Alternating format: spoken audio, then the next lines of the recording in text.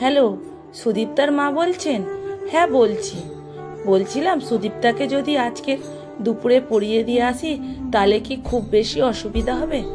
অসুবিধা বলতে দুপুরের সময় সুদীপ্তা একটু বিশ্রাম করে, সকালে স্কুল থেকে ওখান থেকে ফিরে এসে খেয়ে দিয়ে দুপুরে একটু বিশ্রাম নেয়, তারপরে তো আবার টিউশনে থাকবে।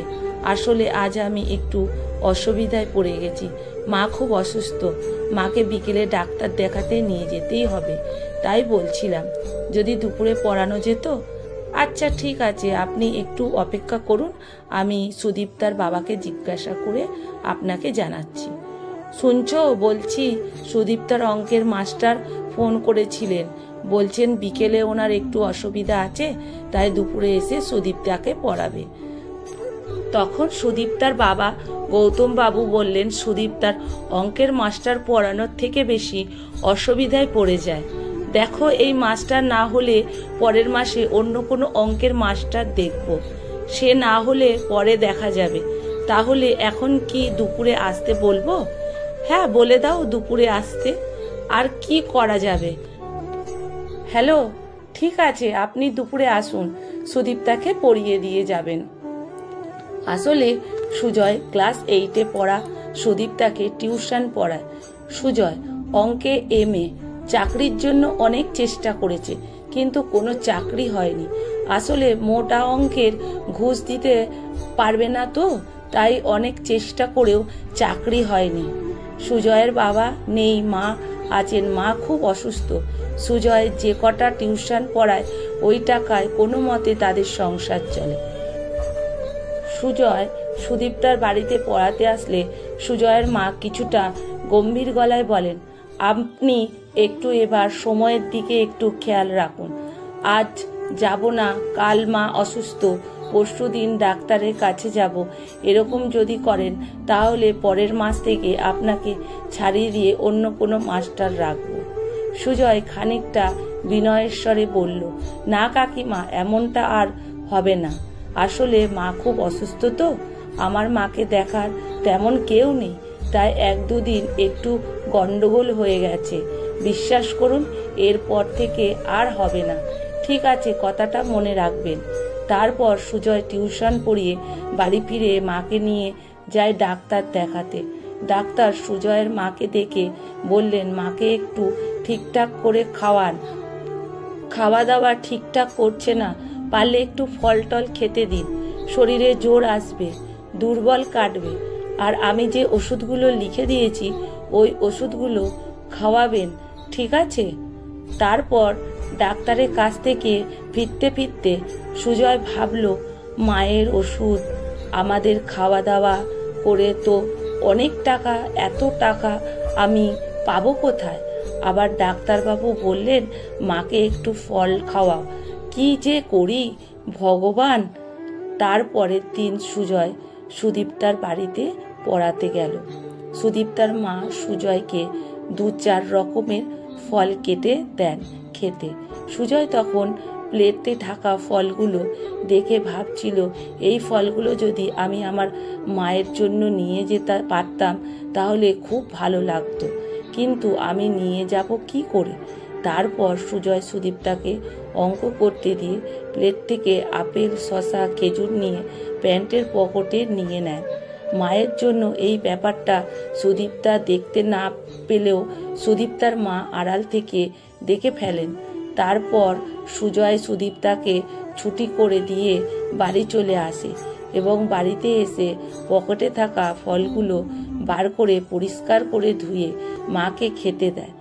কি খোকা, তুই এই কাটা ফল কোথায় পেলি? ও তোমাকে জানতে হবে না, তোমাকে তো আর বাজার থেকে ফল কিনে এনে খাওয়াতে পারি না। আমাকে এক ছাত্রীর বাড়িতে ফল খেতে দিয়েছিল, সেই ফলটা আমি নিয়ে এসেছি তোমার জন্য। তুই কেন করছিস এই সব? আমাকে ফল কিনে দিতে হবে না, আমি ওই ওষুধগুলো খেয়ে ঠিক হয়ে যাব। তোকে একটু হাসি খুশি ভালো থাকতে দেখলেই আমি এমনি ভালো হয়ে যাব রে। অন্যদিকে সুদীপ্তার মা পুরো ঘটনা সুদীপ্তার বাবা গৌতম বাবুকে খুলে বললেন। এমন কথা শুনে গৌতম বাবুর যেন খারাপ লাগলো। উনি তখন বললেন, আচ্ছা ঠিক আছে মাস্টার মশাই, এর সম্পর্কে আমি একটু খোঁজ খবর নিয়ে দেখছি। তারপর সুজয়ের এমন অবস্থার কথা জানতে পেয়ে ওনারা মনে মনে ঠিক করলেন সুজয় বাবুকে সাহায্য করবেন, কিন্তু সেটা যেন সুজয় বুঝতে না পারে।